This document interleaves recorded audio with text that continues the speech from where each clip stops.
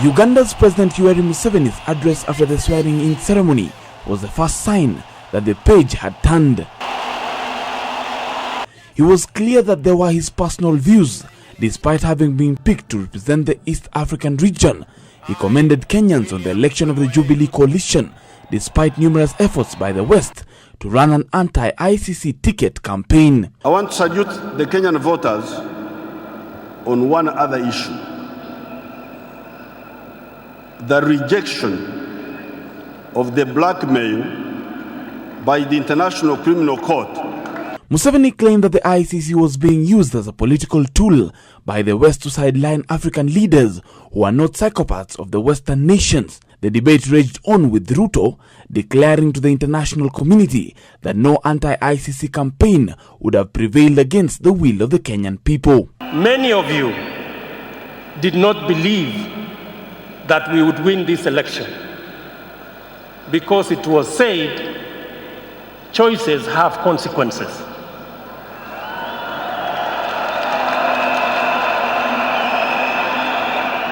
And that if you vote for Uhuru Kenyatta and William Ruto, there would be consequences. Look at what happened.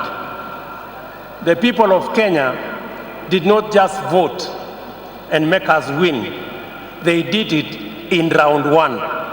When it came to Uhuru's turn to speak, his speech was a bit more diplomatic, but just as heavy in weight on the international community's role in Kenya's future. I assure you, again, that under my leadership, Kenya will strive to uphold our international obligations so long as these are founded on the well-established principle of mutual respect and reciprocity.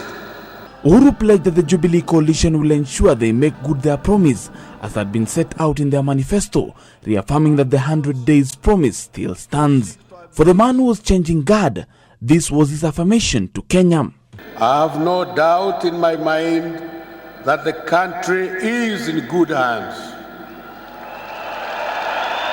President Uhuru Kenyatta, having taken the oath of allegiance and that of the execution of office, his next big task will be to unveil cabinet, which he has promised will be inclusive and show the face of Kenya. Next task for him also will be to unveil the Jubilee government's plan, which he says he will speak to both houses, the National Assembly and Senate, on April 16 on the way to go. For JSWAT 7, I'm Shem Oluchiri.